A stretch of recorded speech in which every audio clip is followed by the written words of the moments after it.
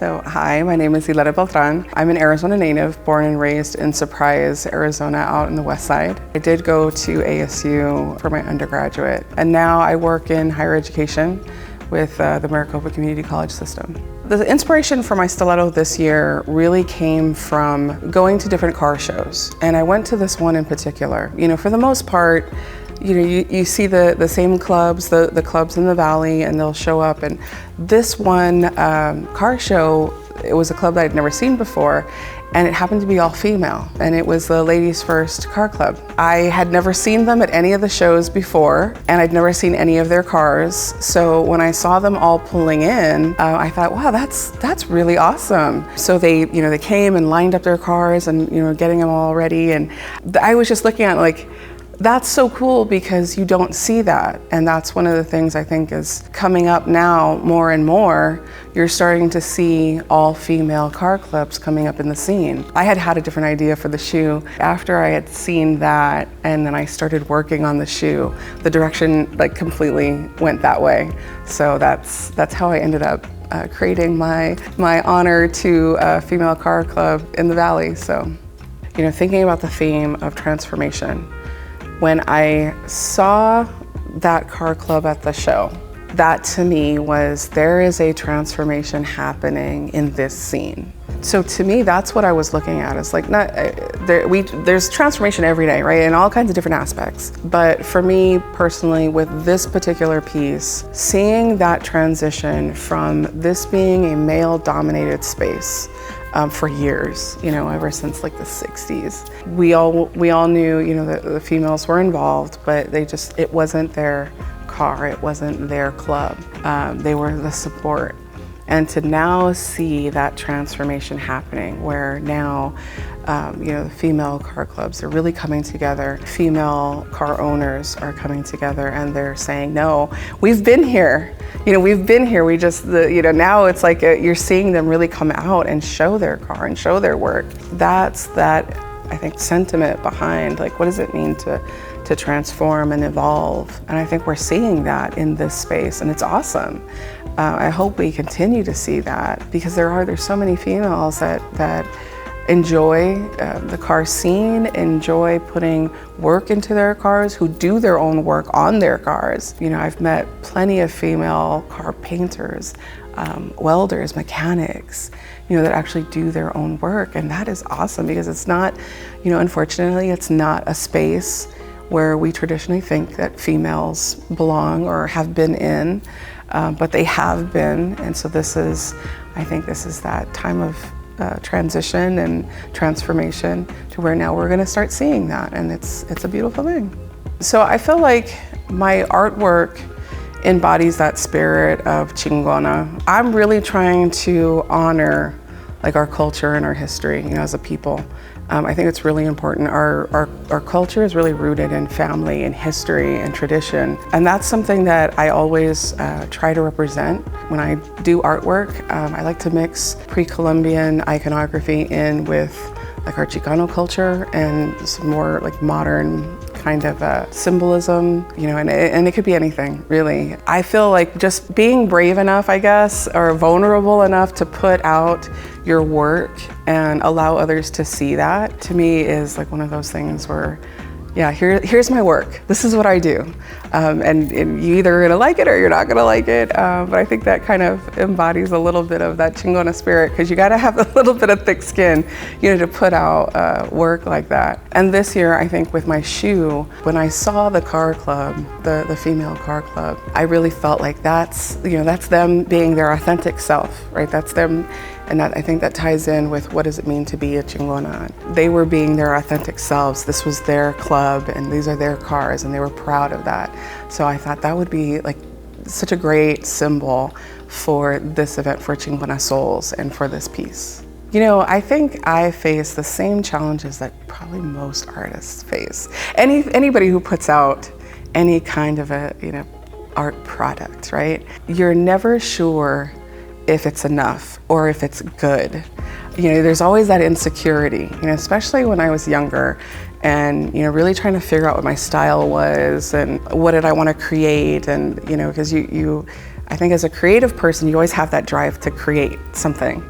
And you're trying to figure out like what it is and what does your style look like. And I think at first I was like, oh, I don't know if anybody's even gonna like this, and who's gonna care, So I was creating art, but I wasn't showing it. I wasn't doing anything with it. I would draw, and it would sit there. And I had friends that would be like, you really should show this. I had no idea even how to do that. And I think the biggest challenge for me was kind of getting over that fear of being vulnerable, of showing your art and being vulnerable to people and having them look at it and either like it or not like it or be indifferent to it. But I think over time, as you get older, you start to realize that that doesn't matter as much. Your art is for you. When you start creating art, it's for you first. And you can put it out there and show people, and they're either gonna like it or they're not, and that's okay. And I think for me, once I figured out what my style was and what my, the messaging behind it, why was I creating art and what was I creating it for, and I was comfortable with that, I was confident in that. So now, like for me, it's like, okay, yeah, if I have an inspiration or if I have an idea or something that I wanna create, I do it and I put it out there. And it resonates with some people and with others that it doesn't. So, I've been really blessed to have a community of people that do enjoy my work and let me know, which is nice. It's always nice to hear that, they think, oh, that looks cool, I love that. I always tell people, if you see me out in the wild, like say hi, like stop me and say hi, because I love meeting people, especially if they find me on Instagram and they find me through my artwork. I absolutely love that. But I think that's really, for me, it was just time and maturing in my artwork and being comfortable in my skin that way. So for me, my art is rooted in the Latino culture, in Chicano culture, and our history, our roots, where we came from. Actually, when I was doing my undergrad at ASU, I majored in anthropology, and my emphasis was in Mesoamerican history and culture. So I really fell in love with Mayan artwork and hieroglyphic writing. And that's actually when I started to really get serious about artwork, because I was studying the writing system, the Mayan writing system. As practicing that and practicing symbols and drawing those out is really where I fell in love with that style of artwork, and then all the symbolism that went behind it, because there's so much to that work. And so then over the years, I incorporated that into my experience, just how I experienced the world and my perspective and the things that I saw. And growing up here in Arizona, I'm a third generation. So for me, growing up, it was more of like a Chicano culture. I didn't come from Mexico, so I didn't have that Mexican upbringing in that way. I had it growing up here in America. What does it mean to be a Mexican American here? So that's where my experience came from. And so that's what I try to incorporate into my artwork.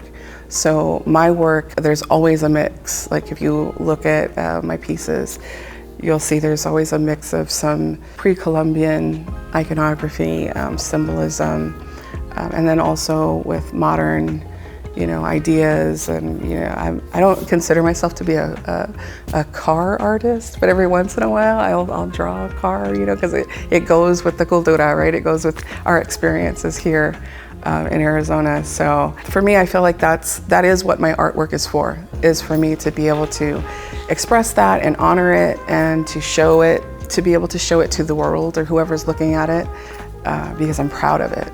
So that's what I naturally gravitate towards when I create art.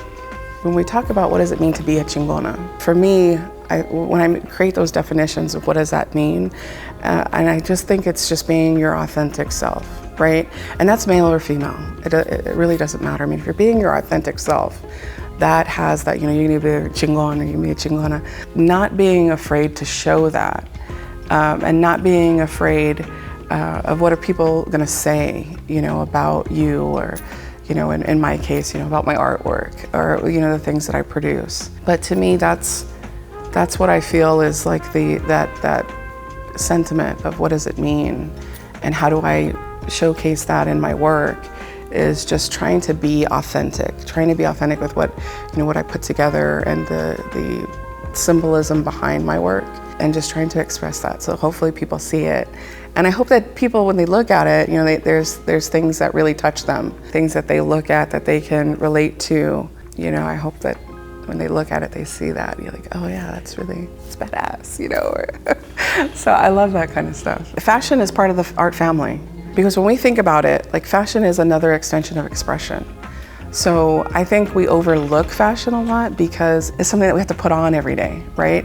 But the kind of clothes that we put on is our way of expressing to the world, like, this is who I am, right? So you'll see people who like love bright colors. You see people who only wear ever black, you know, but that's their expression to the world. Like, that's how they want the world to see them. And so I feel like even the mundane, right? Like your everyday, your shirts, your jeans, like that is still an expression, and that's artistic in its own way. Even though we feel like, oh, it's just what I put on every day, you know, to go to work, so whatever. But you know, somebody created that. Somebody created that style. Somebody created that.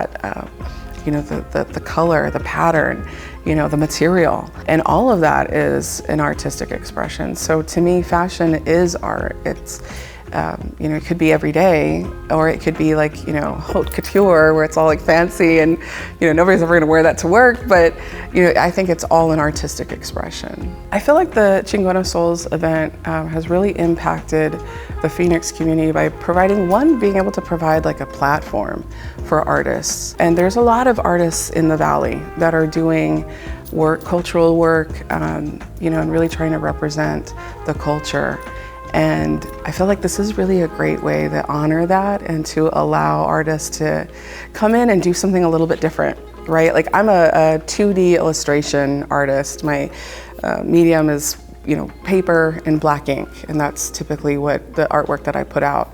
But this event, I think it really gives me a chance to do something a little bit different and to use my creativity in a different way, kind of challenging as well. So I think that's awesome. And then just the event itself, you know, this is the second time that I've participated, and seeing the community come together around an event is awesome.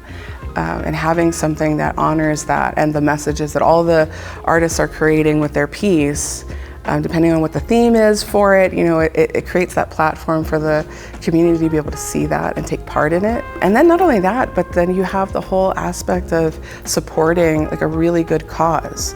So I know every year there's like a great charity or a cause that they're raising money for through this event. And that's awesome, because now not only are you know, providing a platform for people to appreciate art and to be able to express themselves, but then you're also giving back to the community that you're in. And I find that to be awesome.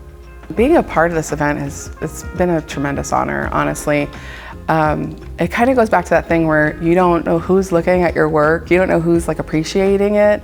So the first year when I had applied and got accepted to be one of the artists, oh, I was over the moon. Like, it was such an honor that I would be considered for something like this, right? Because again, like, you just don't know, like, oh, does anybody even like care about your work? So to me, I've just been like super honored to be able to be given the opportunity, right? To be here, to be able to create something that I hope others see and enjoy, and then to have like this platform, because this is awesome. I mean, outside of, you know, you're being a part of like a gallery exhibition or, you know, like a show, all of that is always an honor.